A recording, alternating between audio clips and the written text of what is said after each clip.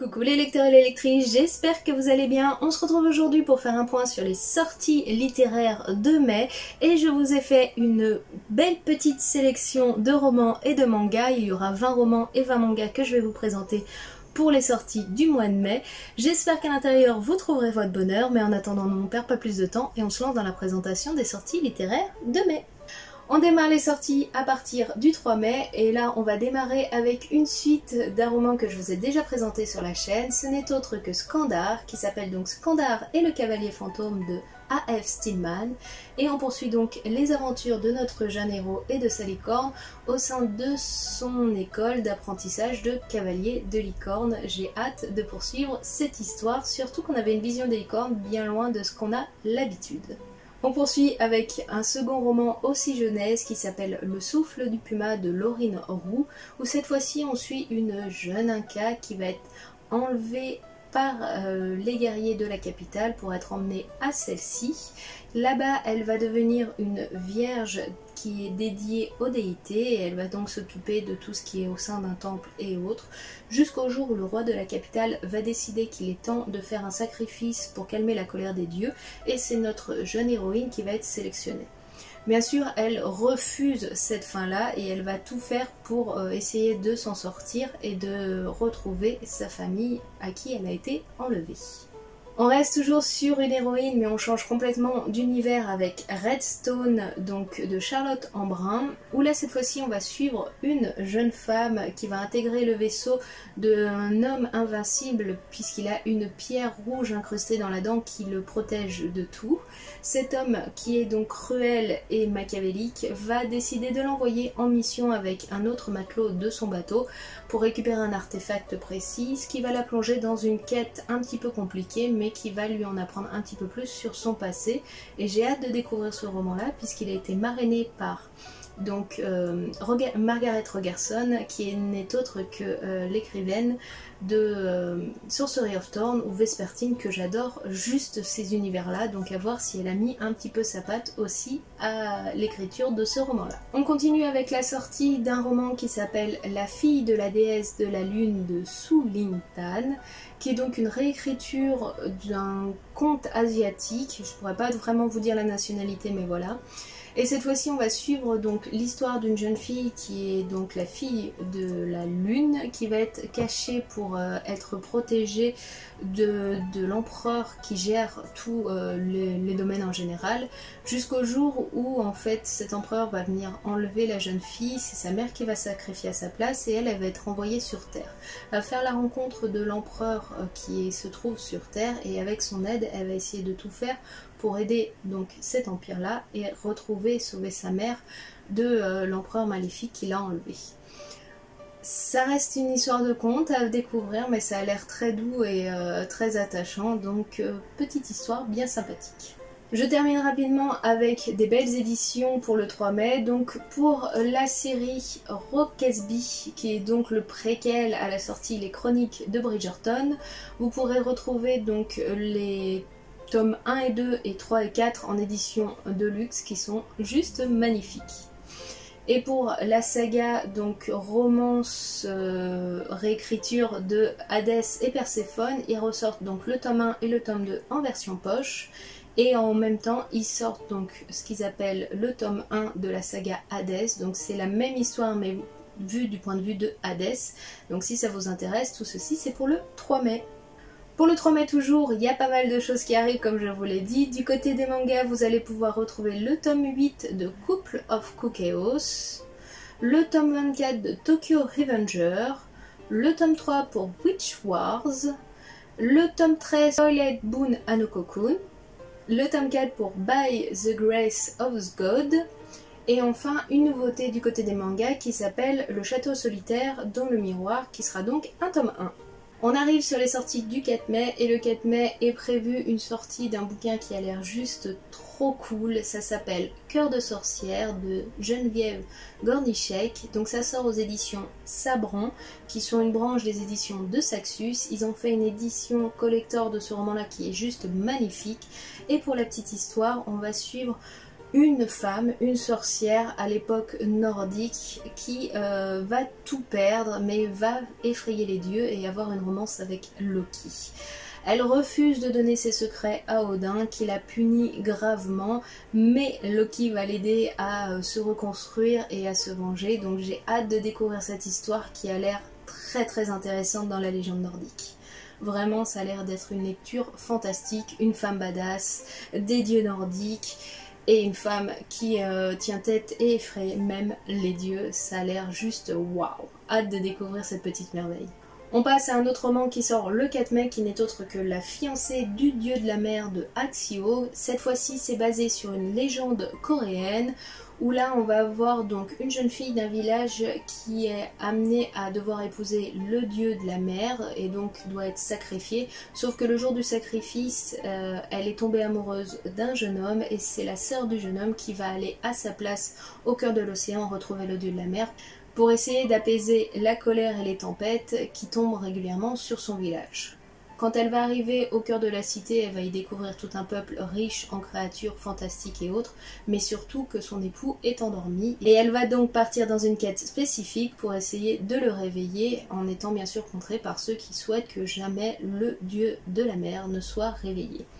Une histoire assez intéressante, toujours une quête, de la romance, de la protection, hâte de voir un petit peu ce que ça donne.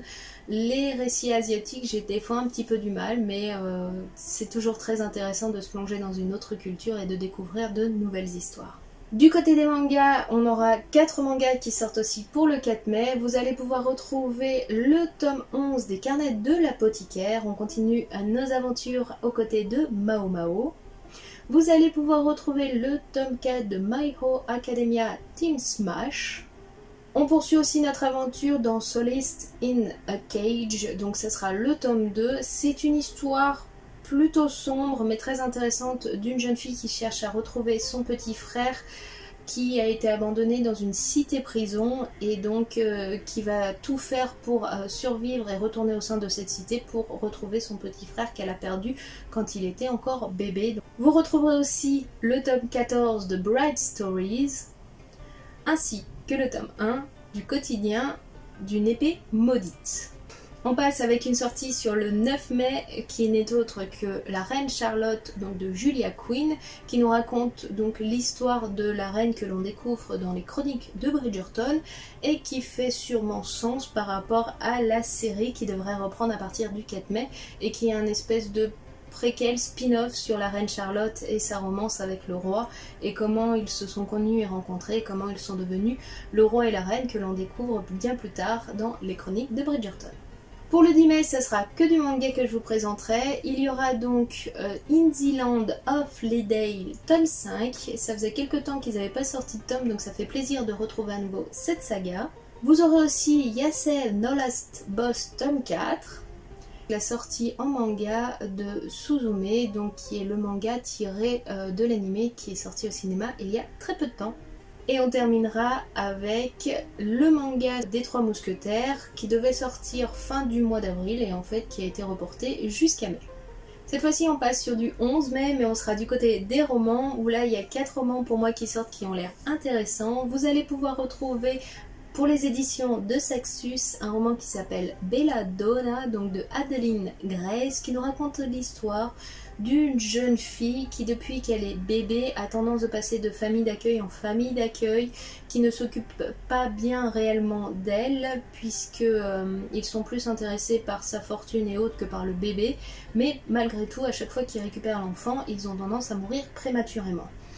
Jusqu'au jour où la jeune femme va tomber donc sur un oncle et sa famille qui lui reste un petit peu farfelue, un petit peu éloignée. Et là, elle va juste arriver au sein de cette famille au moment où sa tante vient de mourir étrangement, donc une enquête est tournée là-dessus.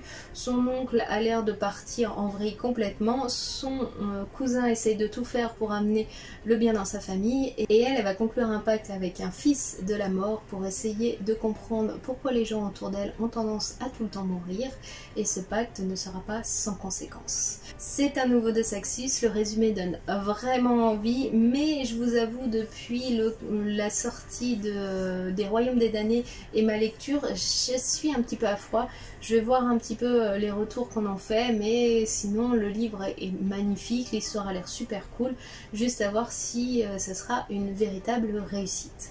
Le prochain roman que je vous présente est tiré d'un jeu vidéo puisque c'est écrit sur le personnage de Calista que vous retrouvez dans League of Legends, où là vous allez découvrir son histoire à travers ce roman-là, sa famille et tout ce qu'elle a fait pour essayer de sauver son oncle et son royaume de la chute et ce qui l'a amené à devenir le héros que l'on connaît tant en jeu. J'ai hâte de me plonger là-dedans, j'aime bien tout ce qui est lore autour des univers des jeux vidéo et donc j'ai hâte d'en découvrir un petit peu plus sur cette héroïne qui n'est autre que Calista. On aura une sortie qui a été reportée depuis... Elle aurait dû sortir au mois d'avril, elle a été reportée au mois de mai. J'espère qu'elle sortira vraiment en mai, mais elle peut être encore reportée. Ce n'est autre que le tome 2 des carnets de l'apothicaire. Donc j'ai très hâte de poursuivre les aventures de Mao Mao à travers plutôt le light novel, en espérant que cette fois-ci il sorte bien le 11 mai et qu'il ne soit pas encore retardé. On termine avec les sorties du 11 mai avec une réécriture de conte un peu moderne et un petit peu gore, donc c'est pas adapté pour tout le monde. C'est donc un conte interdit et cette fois-ci c'est le livre de la jungle qui est mis à l'honneur et c'est écrit par Maud Royer. On passe au 17 mai, là il y a énormément de sorties, que ce soit du côté des romans ou des mangas. Tout d'abord du côté des romans, on va pouvoir retrouver Les Immortels, tome 2, Les Guerrières sans pitié de Namina Forna. Je n'ai pas lu le premier, donc je ne pourrais pas vous raconter plus sur le deuxième, mais c'était quand même une histoire avec assez de combats, de sororité, de soutien et puis tout ce qui est mis au pouvoir et autres. Donc si vous aimez, il y aura un tome 2 qui arrive le 17 mai.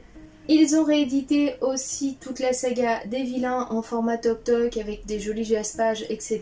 Donc le mois d'avril avait vu arriver Miroir Miroir et pour le mois de mai, ce sera celui de La Bête, donc le tome 2 de la saga de Serena Valentino. Le 17 mai aussi sort le préquel donc de La Passeuse de mots qui s'appelle La Légende d'Elébor, où cette fois-ci vous allez pouvoir retrouver donc l'histoire d'Elébor qui est racontée à travers ce roman-là, qui a une version standard et une version collector. Toutes les deux sont juste magnifiques. Et on termine du côté de tout ce qui est roman BD avec une BD, puisque ce sera le tome 2 et le final du Jardin des Fées, qui est une histoire très intéressante sur une jeune femme qui est envoyée au manoir de son oncle et de sa tante. Là, elle y découvre dans le jardin un monde des fées qui est en péril et elle va donc tout faire pour essayer de l'aider et surtout essayer de découvrir qu'est-ce qui a maudit son oncle et sa tante et qu'est-ce qui s'est passé réellement pour eux. Une enquête avec une protection, un côté protecteur sur les fées, la nature et autres, donc hâte de poursuivre et finir cette aventure-là. Du côté des mangas aussi, il y a énormément de sorties, donc pour le 17 mai, vous allez pouvoir retrouver Horimiya, tome 10, Yakuza Réincarnation, tome 9, Violence Action, tome 5, À l'image de Mona Lisa, tome 3. Ce roman est très intéressant au passage parce que on suit un personnage qui est Yel, donc ni féminin ni masculin, et qui, donc ses deux meilleurs amis, un homme et une femme, sont tombés amoureux et elle va devoir faire le choix, si elle a la possibilité un jour, de choisir si elle préfère devenir une femme et vivre une romance avec son meilleur ami ou devenir un homme et vivre une romance avec sa meilleure amie. Bref, l'histoire est assez intéressante entre justement la part de soi, de ce qu'on est et de ce qu'on doit devenir par rapport à l'identité à travers un sexe en fait, et puis surtout les romances, comment ça se construit et autres, et est-ce qu'on accepterait la personne malgré qu'elle décide de devenir autre chose que ce qu'on souhaite. C'est ça qui est très intéressant et j'ai trouvé le roman bien développé. En plus de d'autres drames qui tournent autour de l'histoire, cette recherche de soi et d'identité est bien poussée à travers ce manga-là. Donc je vous conseille de le découvrir si vous aimez un petit peu toutes les histoires autour de la recherche de soi et d'identité et tout ce qui est le concept de Yel qui est très bien développé ici. On reste du côté des mangas mais on passe pour le 19 mai où là vous allez pouvoir retrouver le tome 4 de Darwin Incident. Du côté des romans, cette fois-ci pour le 25 mai, vous allez pouvoir retrouver Guild, de Marissa Mayer et c'est l'histoire de Rumpelstiltskin qui est donc revisitée, où cette fois-ci on va suivre donc une jeune meunière qui raconte des histoires et qui a un talent fabuleux pour ceci, sauf qu'elle raconte que des histoires fausses. Et un jour son don va attirer le roi des aulmes qui va l'obliger à devoir donc tisser du foin en or comme elle a dit qu'elle savait faire, sauf que elle va être prise au piège et là elle va faire appel à un homme sans pareil qui n'est autre que Rumpelstiltskin et à voir comment il va l'aider. J'ai hâte de découvrir ce roman-là, je connais très peu son histoire à travers les contes et romans, je le connais un petit peu à travers l'histoire donc de la série Once Upon a Time, donc hâte de plonger dans cette histoire-là et voir tout ce que ça va raconter, comment ça va se construire et est-ce que ça se rapproche de la réécriture qui a été faite dans Once Upon a Time ou complètement différent. Hâte de découvrir tout ça. On termine les sorties littéraires avec que des mangas, puisque pour le 26 mai vous allez pouvoir retrouver le tome 6 de La Petite Faiseuse de Livres. Et vous allez aussi pouvoir retrouver le tome 4 ou 5, je ne me souviens plus très bien, de Mon chat à tout faire est encore tout déprimé, qui est juste une petite histoire trop touchante et trop mignonne si vous aimez ce genre-là. Et on termine avec le 29 mai avec une suite d'une saga qui s'est terminée le mois dernier, qui n'est autre que Demon Lord Retry, mais cette fois-ci R. Et voilà les amis, on en a donc terminé avec toutes les présentations littéraires du mois de mai. Je sais pas vous, dans tout ce que je vous ai présenté, ce qui vous fait le plus de l'œil. Pour ma part, et que j'attends vraiment, il y a Scandar, donc que normalement est précommandé et devrait arriver, je croise les doigts. Il y a Cœur de sorcière aussi, que je trouve juste magnifique, et puis l'histoire, on est dans les contes nordiques avec une femme badass qui tient tête aux dieux sans aucun regret, qui a une romance avec Loki, bref, ça a l'air juste sublime. Il y a bien sûr Les Carnets de l'apothicaire, tome 2 que j'attends toujours. Faudrait vraiment que je lise le 1 et que je vous fasse un point entre le manga et le roman, les grandes différences. Il y a aussi le roman donc sur Kalista Ruination de League of Legends parce que j'adore me plonger un petit peu plus dans les univers de jeux vidéo et quand c'est développé et autres, je trouve ça super intéressant. Et bien sûr à la fin du mois, le de Sexus qui s'appelle Guild sur l'histoire de Rumpelstiltskin qui me fait réellement de l'œil, les réécritures de contes, je trouve ça juste fantastique.